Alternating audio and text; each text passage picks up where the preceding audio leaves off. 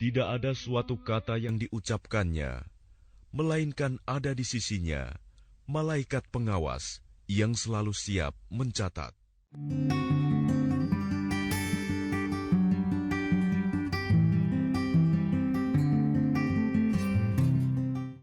Assalamualaikum warahmatullahi wabarakatuh. Pencinta komunikasi Islam, bertemu kembali kita dengan pelajaran dan kuliah ilmu komunikasi Islam. Hari ini insya Allah kita akan membincang tentang beberapa konsep dasar dari ilmu komunikasi Islam yang merupakan salah satu di antara tema penting untuk mengetahui tentang karakteristik daripada ilmu ini. Sebagaimana kita ketahui bahwa komunikasi Islam adalah komunikasi yang tunduk dengan ketentuan-ketentuan ajaran Islam yang bertujuan untuk menyelamatkan, menyampaikan dan menghadirkan kedamaian dan kenyamanan kepada setiap pihak yang terlibat di dalam komunikasi. Nah, ruh inilah yang akan kita dapatkan di dalam konsep-konsep dasar dari ilmu komunikasi Islam. Ketundukan terhadap ajaran Islam, kemudian tujuan dari ketundukan itu adalah untuk menghadirkan keselamatan, kenyamanan, dan kedamaian semua pihak yang terlibat di dalam komunikasi. Dan kita juga sudah belajar tentang sebab-sebab kenapa kita harus mempelajari ilmu komunikasi Islam. Secara ringkas, kita ulang terlebih dahulu bahwa pada dasarnya paling tidak ada 5 alasan kenapa kita perlu belajar ilmu komunikasi Islam. Yang pertama adalah sebagai konsekuensi kita sebagai seorang muslim. Kita diperintahkan untuk masuk Islam secara keseluruhan. Yang kedua, agar tahu mana yang boleh dan mana yang tidak boleh pada saat kita ingin berkomunikasi. Yang ketiga, untuk mendapatkan pahala dari komunikasi tersebut. Dan yang keempat, untuk menghindarkan dosa. Dan yang kelima adalah untuk memberikan kenyamanan kepada semua pihak yang terlibat di dalam komunikasi. Pencinta komunikasi Islam, dari definisi tentang komunikasi Islam dan 5 alasan kenapa kita harus berkomunikasi secara Islami, maka dirumuskanlah 8 konsep dasar dari ilmu komunikasi Islam ini. 8 konsep dasar itu adalah yang pertama, komunikasi Islam ada sejak manusia ada. Komunikasi Islam ada sejak manusia ada. Yang kedua, komunikasi Islam terkait dengan hakikat manusia dalam pandangan Islam. Yang ketiga, komunikasi adalah kebutuhan dasar hidup manusia. Yang keempat, komunikasi adalah wujud dari kasih sayang Allah terhadap kita manusia. Yang kelima, komunikasi bertujuan untuk saling mengenal antar manusia untuk mewujudkan semangat takwa. Yang keenam, komunikasi bertujuan untuk menebar semangat silm dan kedamaian. Yang ketujuh, komunikasi adalah paket. Dan yang kedelapan, komunikasi memiliki efek dunia akhirat. Pencinta komunikasi Islam, itulah 8 konsep dasar yang akan kita uraikan dalam pertemuan-pertemuan berikutnya.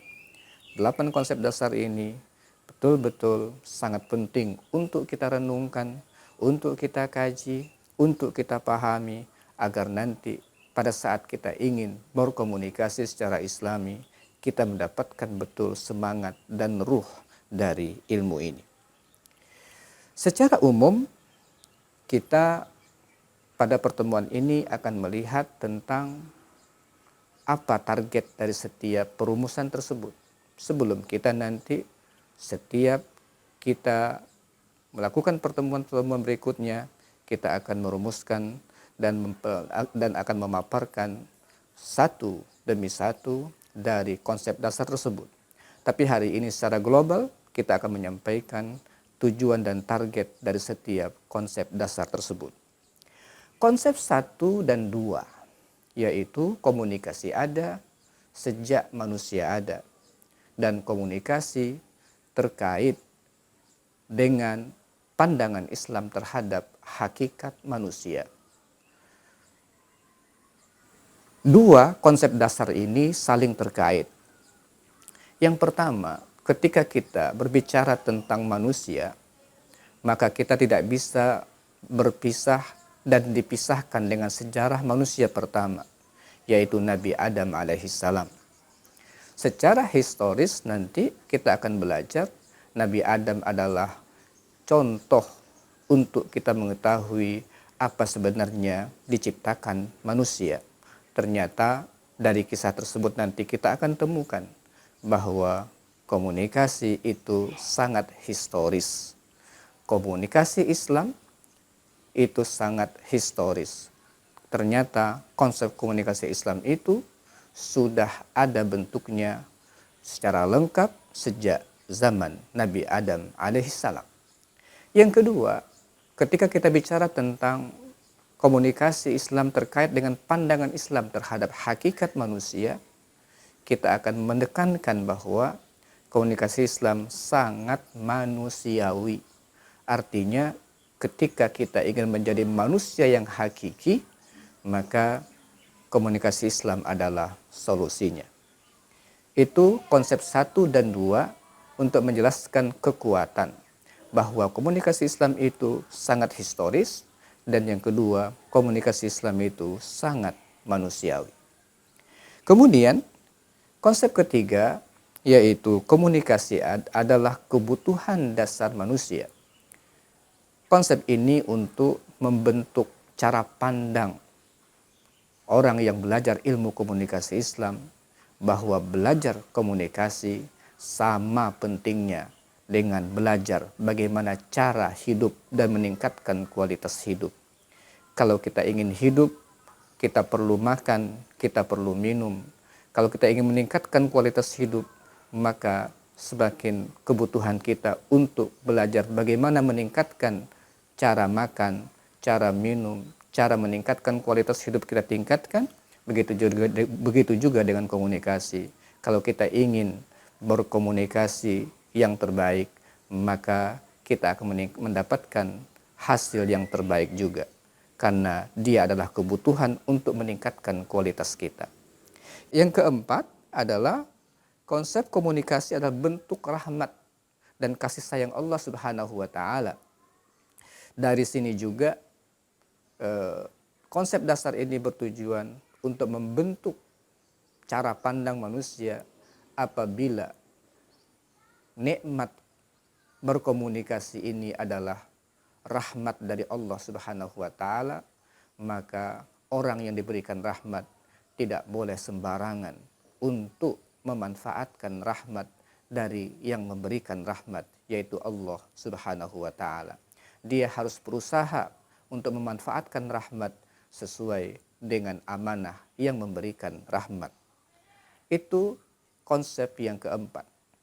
Konsep yang kelima, komunikasi bertujuan untuk saling mengenal dan untuk meningkatkan semangat takwa. Nah, dari sini kita juga akan belajar dan membentuk cara pandang manusia yang belajar ilmu komunikasi Islam bahwa komunikasi tujuannya untuk membangun pertemanan. Tetapi pertemanan itu tidak boleh diputuskan dengan semangat untuk mewujudkan takwa. Apapun namanya pertemanan, tetapi menggerus ketakwaan kita dalam ilmu komunikasi Islam itu adalah pertemanan yang gagal. Kemudian konsep keenam adalah komunikasi bertujuan untuk menebar semangat silm, untuk menebar semangat damai. Dan ini sangat jelas bahwa apapun namanya dari ilmu komunikasi, dari ilmu berkomunikasi secara Islami, kalau tidak bisa mewujudkan semangat damai, semangat kedamaian ini, maka dia pasti bertentangan dengan ilmu komunikasi Islam. Yang ketujuh, komunikasi Islam adalah paket. Tujuannya adalah agar setiap orang yang ingin melaksanakan komunikasi secara Islami, dia harus mewujudkan kepaduan antara hati, lisan, dan anggota tubuhnya. Dan terakhir, komunikasi adalah berefek kepada dunia akhirat. Dengan cara pandang seperti ini dan konsep dasar seperti ini, maka setiap orang yang berkomunikasi akan berpikir ulang, berpikir panjang untuk menembakkan kata-kata dari mulutnya atau dengan penanya apa yang harus dia keluarkan, karena akan berdampak kepada dunia dan akhirat.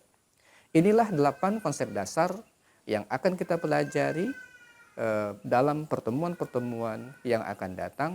Semoga dengan memahami 8 konsep dasar ini, kita akan mengetahui karakteristik utama dari ilmu komunikasi Islam sebagai bekal kita untuk memperdalam ilmu ini dalam kajian-kajian yang akan datang dan untuk menerapkannya dalam kehidupan.